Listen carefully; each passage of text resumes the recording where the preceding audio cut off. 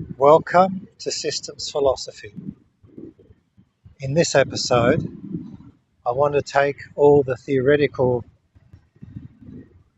ideas, specifically search and dynamic equilibrium, and try and weave them together in a more coherent tale. The story that science has uncovered of life on Earth is that a cell began replicating around 3.5 billion years ago. At least that's what the microfossil evidence shows. We don't know if that cell came from somewhere else or started from here, but from that moment of replication, we had a von Neumann replicator, a structure that's capable of maintaining itself in dynamic equilibrium and making copies through self-division.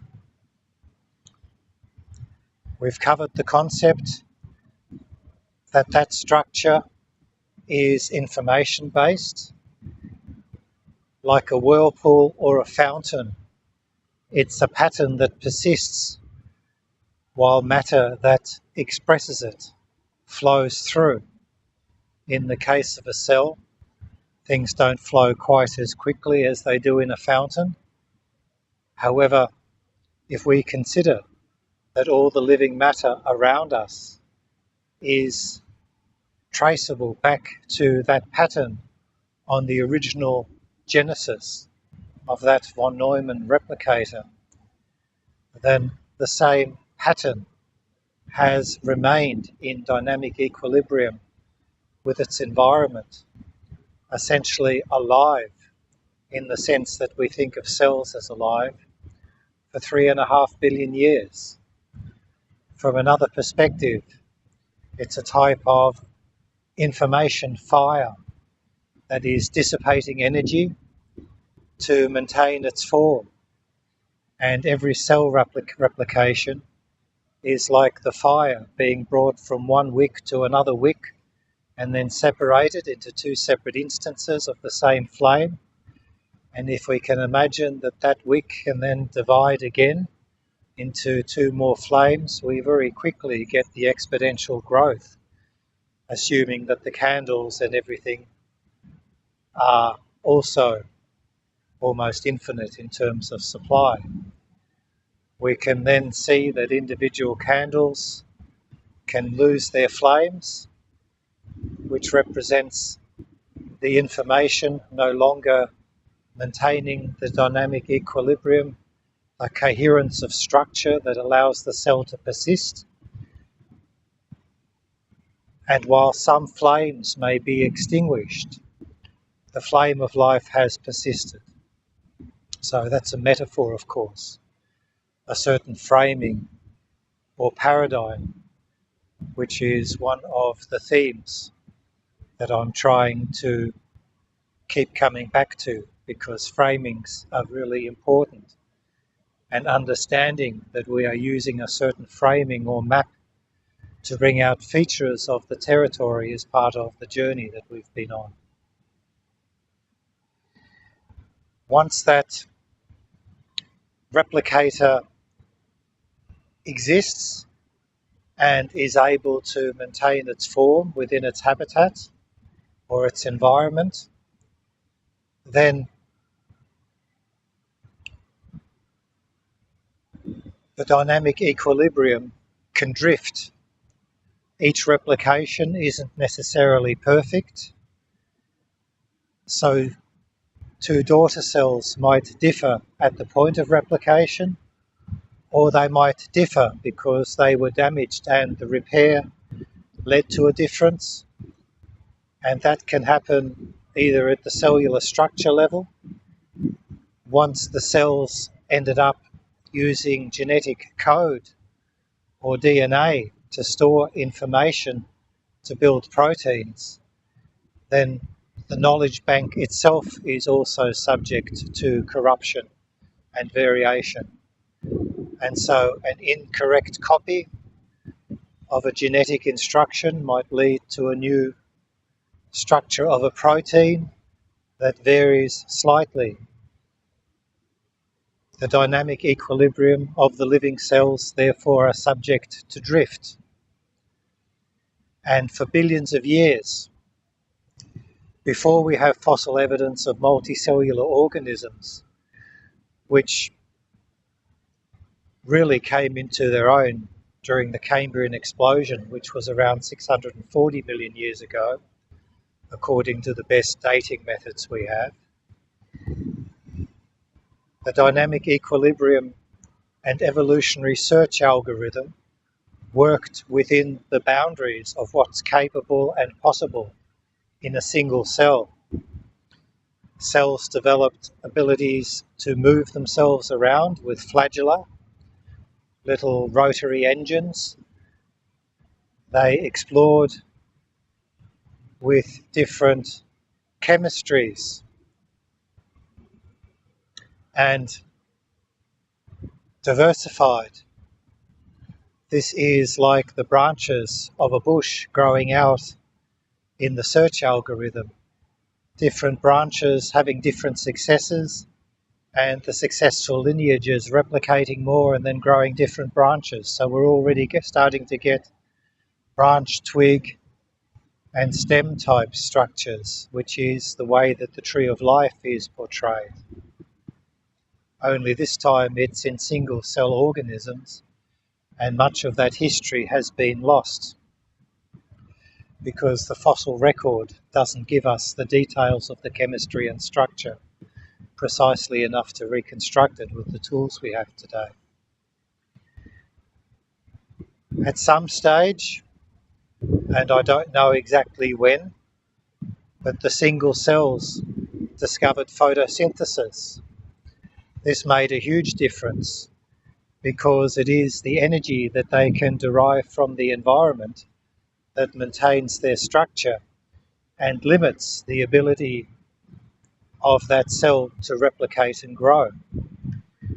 Being able to utilize the energy of the sun and then use that to perform its own chemistry was a huge innovation.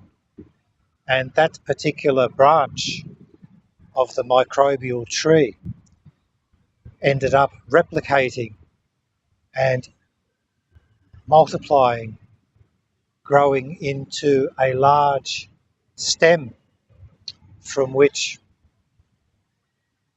photosynthetic blue-green algae began to not only spread throughout the Earth's oceans and waterways, but to reflexively alter the environment. Up until then, oxygen as an oxidizer was rare, and a lot of biochemistry would have relied on the oxidation reduction reaction, the galvanic potential that allows certain chemical reactions to proceed. Once oxygen could be liberated, it became both a blessing in terms of the huge amounts of energy that were now available to life, but also a curse, because to those anaerobic microbes, a lot of free oxygen in the atmosphere created poison that forced them underground, that destroyed the very chemical substance that made up their bodies. Here we have a huge feedback mechanism where one successful branch of the tree of life ended up poisoning a lot of the other branches, but the benefit was too huge, and ultimately the photosynthesizing microbes changed the composition of the very atmosphere of the Earth. What this did is it made the oxidation part of the chemical reaction of life available anywhere that there was atmosphere.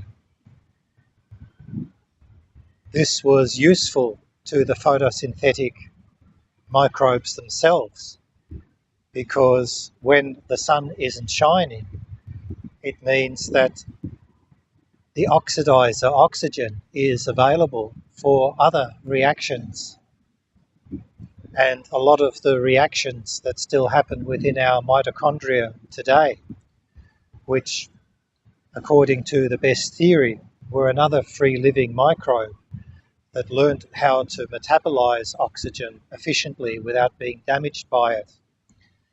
And the complex cell, the eukaryotes that make up most of multicellular life, include both plasmids that photosynthesize and mitochondria that use that oxygen and convert it into a usable form of energy, adenosine triphosphate, which is the energetic currency of most of multicellular life.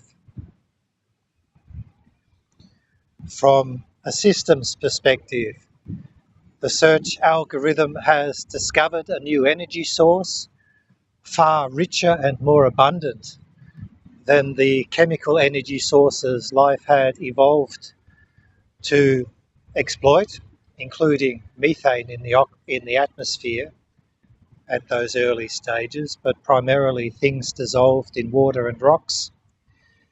And photosynthesis and photosynthetic life in our current food chain forms the very basis of energy. We have plants and other photosynthesizers that capture the energy from the sun and store it chemically within their bodies. We then have plant eaters that take those chemicals that have been constructed and use it to make their own bodies. And then we have fungi, which take the bodies and recycle and decompose so that certain difficult to break down chemicals are made available again. And we now have a sort of circle of life, like Lion King. The capture of energy, the consumption of energy, and then the recycling of the matter to allow plants to efficiently capture energy so that they don't need to make the constituents of their body from the fundamentals of the geology around them. They now have soils rich in the microbial detritus from previous life forms that the fungus have helped break down. Fungi themselves are now the breakdown mechanism. They don't just break down living organisms, but also the rocks in the subsoil, in the gravels, in the granites, in the clays. And they form huge networks, which are known as the wood wide web, microbial mats that transport soils and exchange nutrients for sugars at the level of plant roots. The reflexive interaction of the original microbial communities has continued to this day in modern ecological systems.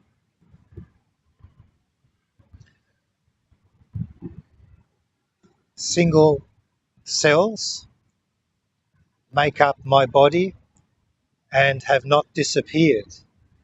The same principle of the single cell replicator persists to this day. Single cells explored what single cell organisms can do. They searched the pattern space. They learned how to prey on each other. They learned how to build communities. They learned how to coordinate chemically and signal each other with those communities, and how to build structures. And I've called upon the stromatolite example before. At some stage, the cells that learned how to build communities innovated a different form of reproduction, from cloning to halving their biological genetics and sexual reproduction came into being.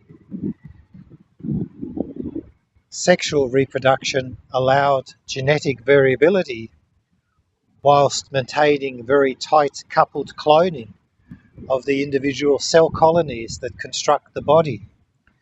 This solved a particular problem in that clonal colonies would evolve slowly and adapt, so you can have different forms of microbial mats and colonies that bud and clone from each other.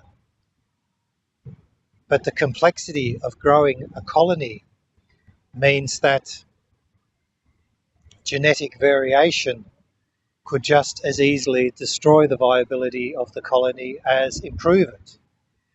Through sexual reproduction and clonal reproduction in the building of a body plan, the search algorithm opened up a powerful new search space, a new twig, if you like, that has grown into the trunk of the main tree of life. We still have rich microbial communities that date back to the archaea, anaerobes and extremophiles, that still inhabit the ecologies that sexual reproduction and the multi-celled body plan was unable to access.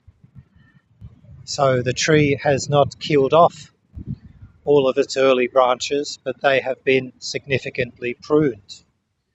What we have around us today is a predominance of multicellular life based on photosynthesis, able to exist and even utilize oxygen, because once you have oxygen available in the atmosphere and you don't need to find that reactive component chemically anymore, then you have half of the power equation solved.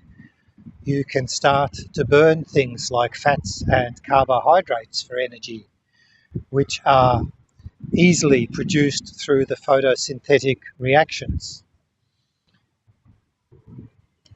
The liberation of oxygen into the atmosphere and the harnessing of sunlight for energy opened up a whole new branch in the search of Tree of Life, which ultimately led to ourselves.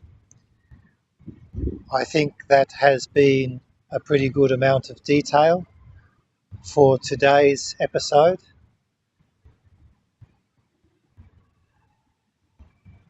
I've wanted to build upon the basic concepts that the first 12 episodes of this series has carefully constructed and bring them together into the idea of the Tree of Life and sit us squarely in the abundance of the multicellular search algorithm without throwing away the small twigs that still exist at the base of the Tree of Life that existed before multicellular sexual reproducing organisms were invented or discovered by the search algorithm.